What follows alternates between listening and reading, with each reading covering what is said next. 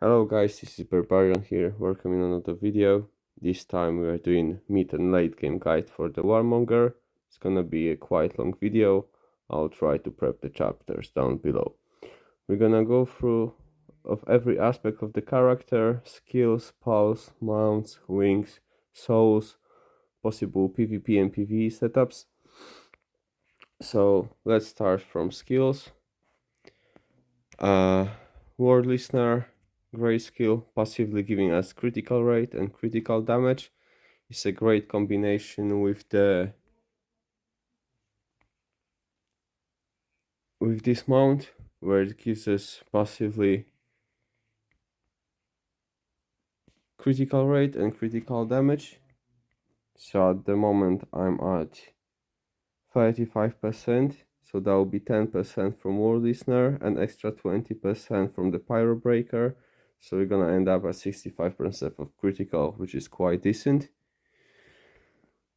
The second skill, at the moment I'm using Smoke Bomb, but in my opinion it should be replaced by Blitz Assault, which gives us immunity and also much bigger damage.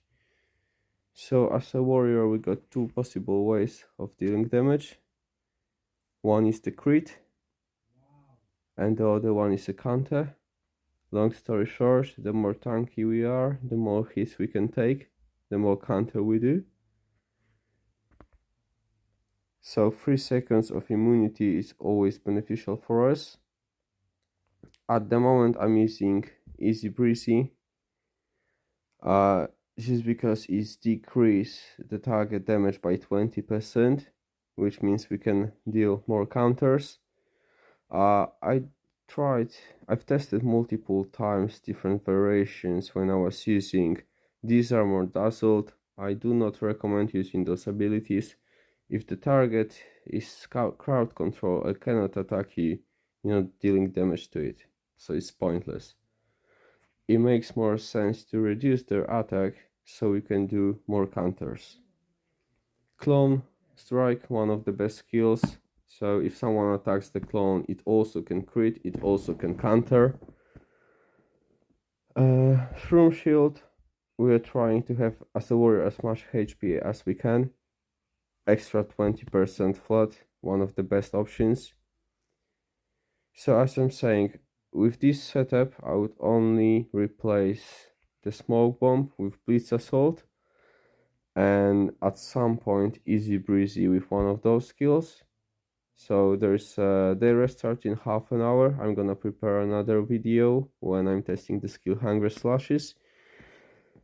If I'm looking at both of them, it makes more sense to go with the Windbone Arrow because of the 100% increased damage. But the Hunger Slashes gives us 20% basic attack damage resistance and 0.5% attack bonus based on the current HP level. If we have enough health and defense, that will be very helpful in the PvP, especially against the archers and crossbows. The damage comes from the basic attacks and crit. So if we are facing the world boss or the Grumpy, the family boss, I will recommend using Nature's Renewal instead of Easy Breezy.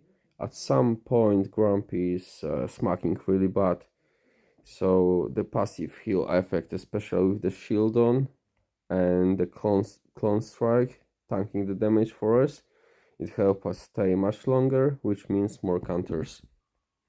Also in instances such as Chrono Tower or Molten Ruins, when it goes slowly stage by stage, if we take the heal, it's gonna help us between the stages and gonna save us some time.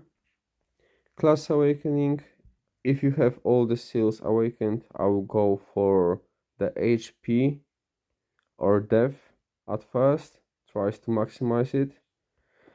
Critical resist is very helpful in PvP, as I said before, archers and crossbows. Now let's have a look at the pulse. Rainbow Guardian, great pal overall, 10% counter damage. I feel like at some point in the game this pal would be replaced, because if we reach enough counter, we won't benefit anymore from this 10%, so we might swap it for something else, but at the moment it's one of the best pals I'm using. The second great option, Hydra Sprite, 25% cool skill cooldown, which means more CC, heal more often, bigger shield. Benny, I want to replace this pal, but I don't have hipster torches unlocked yet. It's gonna give us a 50%, it's gonna give us a 30% shield when we drop below 50% of HP. As I said, warrior, he's got a lot of HP, so everything that gives us a percentage, that's gonna be a great thing for our character. Electric pap. So I did some testing with the clan boss, and without the electric pap I die in about 2 minutes. With this power active I can solo Grumpy for 10 minutes straight without losing much HP. It restores 1% of lost HP on a counter, especially work great during the boss fights with the campaign. The crocodile on the one afterwards, they have a very big attack speed, so we counter more often when we basically don't lose any HP.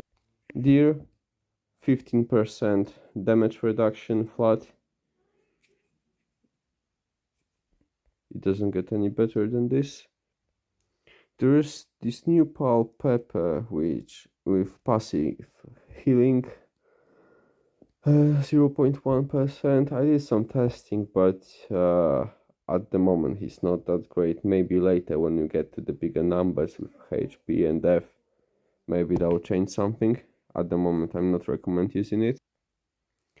So at the moment, if I replace the rabbit with the tortoise, that will be a perfect setup. The honorable mention is the lizard. It does 40% pal damage. One of the warrior souls, the pink one, is got a pal damage as a second attribute. So maybe in a late game we can benefit from that pal. I do not recommend using pals that reduce the enemy's attack speed. Is the same case as with the skill. We want the enemy to attack us as fast as possible so we can do more counters. Prayer statue.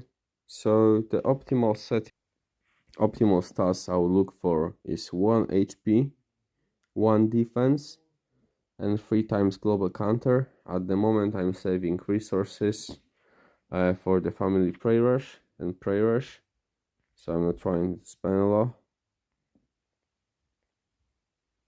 But in a perfect setup I will replace one of the global HPs for the defense. And now relics. So at the moment I'm using the counter mask. Depending how much crit or counter you have, you can adjust it and swap it for the crit rate mask. Both are a great option for a warrior. Second relic, Thunder Color Kite.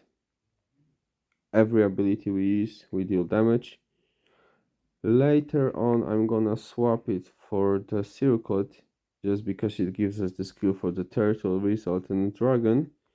And late game abilities, they have a very long cooldown, so we're not gonna proc it that often.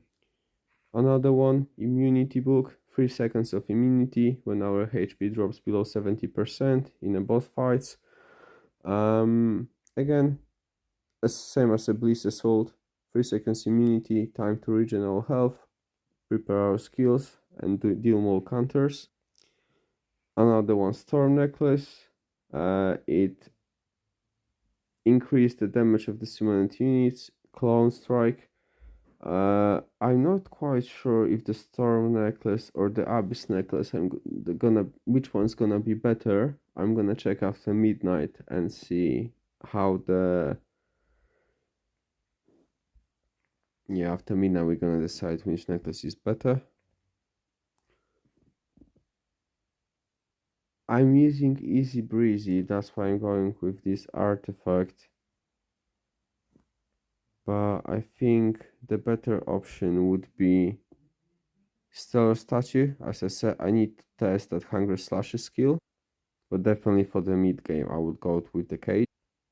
And the last one, if you're lucky enough and have a Dogopal, That's the great relic. If no, the safe option is a magic box, which increase the deer and cat. Pal damage, we're not using the cat, but our deer is gonna benefit from that. Souls, so I'm using basic attack, critical damage bonus, counter damage, defense, HP, critical resistance, and combo damage. I don't have a red soul 2 yet, but I'm working on it. With souls, I try to distribute the levels evenly. The only exception is the counter damage soul, which gives actually quite a lot. The first pink soul that I'm trying to get is the one that gives us the counter damage and the pal damage, but health and defense are also a safe option. Artifact, really pretty straightforward. We have two options that are quite decent for the warrior. So this one, we have a chance to cast another active skill. So you can have a second barrier, second clone, and the other option is a new weapon, tier attack, that summons a Pepe. It's basically a second clone with a 20% of your HP. Hopefully soon we'll get typical warrior artifact, but for now I would stick with those two. Okay, and let's cover the last part, wings. So here we have three safe options. I think the warrior class got the most options overall when it comes to the wings. Here we get a defense stack up to 40 times. So defense and 10% attack boost, great option. The second one, counter, stacking up to 60 time, 0.5%, decent option. And the third option is the newest, Pepestyle Thruster. I would pick it as a third one. Now the talent tree. So if you are distributing points, you can pick the archer, sorcery, or fury tree. Upgrading the basic stats, attack, defense, or HP, it doesn't take as many points. So if you're just starting to level the tree, I would try to distribute the points evenly. But primarily we're trying to get to the counter. And the last perk from the tree, when the HP drops below 20%, attack speed and critical damage 20 and 10%. Another good option is the healing with the pop and two skills, the shield and the regen. It's gonna give us a lot. Now let's look at the stats overall. So I would say if you're around 90% Counter Strike, you can swap your mask for the crit rate one. I would say the perfect stats you'll be looking at about 90% Counter Strike and about 70% crit rate. It can be including the Worldly Snare skill, which gives us 10% critical. Passive stat that we will be looking at is combo resistance. Later on, we're gonna find some pieces or attributes from this talent tree that's gonna give us skill crit and combo resistance. And I'll finish with my counter strike and crit rate. I'm gonna start working on my pal damage with the pink soul and the lizard tree, and also in the talent tree you have a passive where it's also increasing a pal damage, so I think that's gonna be a quite big on the warrior class.